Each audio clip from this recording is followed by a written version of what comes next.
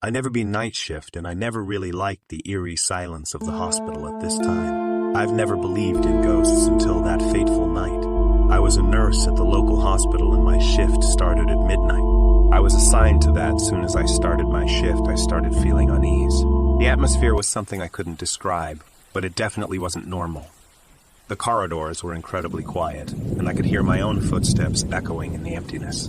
I thought it was just my imagination, so I tried to keep myself busy with the patients. Everything seemed to be fine until something strange happened. I heard a faint whisper, but I dismissed it, thinking that it was just the wind. But then it happened again, and I realized that it was coming from the end of the corridor. I reluctantly walked down the corridor, and the whispering got louder and louder. I felt an icy chill run down my spine. But before I could reach the end of the corridor, the whispering stopped, and everything returned to normal.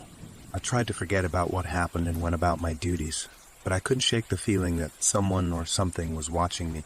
An hour later, I was checking on a patient when I saw a figure at the edge of my vision. When I turned to get a closer look, there was nothing there. I checked the patients' rooms, but they were all asleep. The feeling of unease returned, and I decided to take a break. As I sat in the break room, I heard footsteps from down the hall. I got up to investigate, but found nothing. As I turned to leave, I saw a figure standing at the end of the hallway. This time, it wasn't just a figure. It was a woman dressed in a nightgown, and she was staring right at me. Before I could call out to her, she vanished into thin air, leaving me stunned. I rushed to the place where she was standing, but there was no trace of her. As the night went on, I saw more and more ghosts. They were everywhere, disrupting the peacefulness of the hospital, and I couldn't take it anymore. I tried to leave, but as soon as I stepped outside, I was confronted by the ghost of a young girl. She had a hauntingly beautiful face, but her eyes were filled with rage. She pointed towards the hospital, and I knew that I had to go back inside. I felt a presence following me. It was the little girl, but to my surprise, she wasn't alone. There were several more ghosts following me. I entered the hospital, and I found myself in the morgue. I was scared and alone, and I felt the presence of the dead all around me. Suddenly, the door slammed shut, and I was trapped. I could feel the cold breath of the ghosts on my neck, and I could see their reflections in the glass doors. But then, I heard a voice calling out to me. It was one of my colleagues.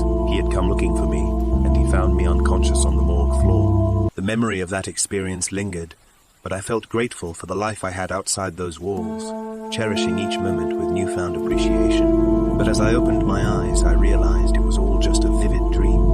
I breathed a sigh of relief, knowing that I'd never have to see hospital corridors again. I never believed in ghosts until my stay at the abandoned hospital. I was there as part of my medical school rotation, looking to earn some extra credit. The hospital had been closed for years, but the administration had decided to keep it open for a few students, like me. My first night in the hospital was uneventful. I had set up my bed in the abandoned ward and slept well. But the next day was different. While working in the autopsy room, I heard footsteps coming closer. I thought it was another student, but when I turned around, nobody was there. I felt a chill run down my spine. As the days went on, strange things began to happen. Equipment turned on by itself, and the hallways were filled with laughter and the cries of babies. But when I searched for the source, I found nothing. It was on my third night at the hospital when I experienced the ultimate horror. I was startled awake by the loud cries of a baby. I knew it was impossible, but the cries came from the abandoned nursery. I grabbed my flashlight and headed towards the nursery, heart racing. The door creaked open, and the room was empty, save for a single crib in the corner of the room. The cries were still coming, but I couldn't see the source. I picked up a blanket and headed to the crib. As I drew near, the cries became deafening. Then suddenly, the blanket I was holding was yanked out of my hand, and it flew into the shadows of the dark corner of the nursery. I heard laughter that had a sinister tone to it. Something was there in the shadows with me. Terror gripped me as I tried to get out of the room, but I couldn't leave the way I had come in. I found myself disoriented and lost. It was like the hospital had become a maze, with no clear path out. I felt a hand on my shoulder, and in a panic, I turned around, swinging my flashlight at whatever was touching me. The beam of light hit a ghostly figure that had been hovering behind me, and my body shook with fear. I'd never seen anything like it before. It was a woman, translucent and glowing, with jagged edges to her shape. Her eyes were black and hollow, and her mouth was a gaping black hole, emitting an inhuman wail. I cried out in terror and ran, running through the maze that was the hospital. I found myself in the basement where I could see jars of preserved organs and fetuses. I could hear the sound of whispers. I began smashing the jars to make it stop, but the whispers just grew louder and more frantic. Eventually, I stumbled upon an old staircase. It was the first time I had ever seen it, but I didn't care. I needed to get out of there.